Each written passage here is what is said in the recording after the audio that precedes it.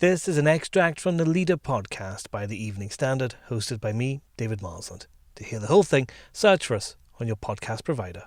It's mess after mess. His own MPs, U-turn after U-turn. It's a fundamental issue of competence. God knows what's going on.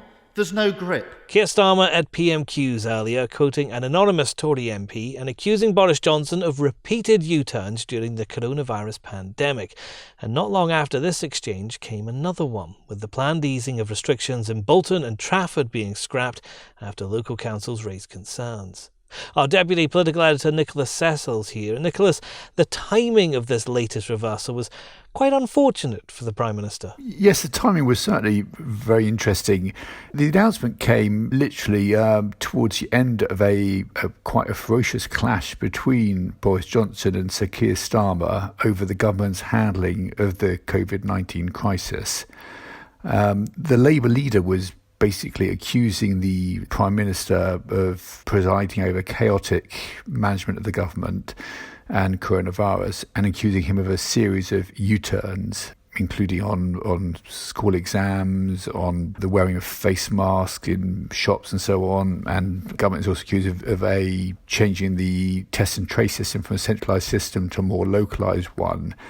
So basically the government's being accused of all these U-turns, and as the two men clashed in the Commons, suddenly we get what certainly appears to be another U-turn, even though the government is actually denying it's a U-turn. Are there worries about the number of U-turns the government is making within the Conservative Party? Keir Starmer was quoting anonymous MPs saying that they were worried that the government hasn't got a grip. Yes, there is growing disquiet on the Tory backbenches over the number of U-turns.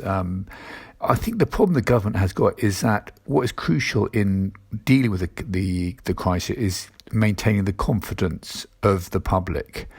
Basically, people are being asked to take some quite strict measures to try and stop the spread of the virus. And for people to continue following the advice, they really need to have confidence that it's going to work and that the government is doing the right thing.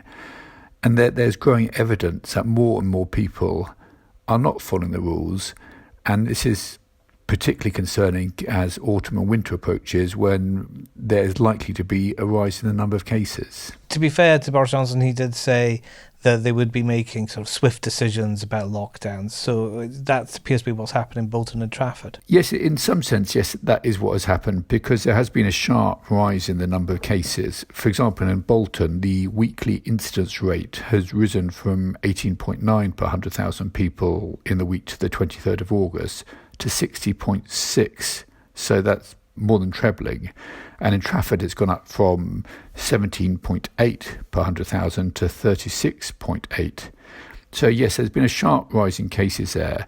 But local council leaders have been calling for the easing of these restrictions not to go ahead. And there's even confusion over whether this relaxation had or had not yet happened.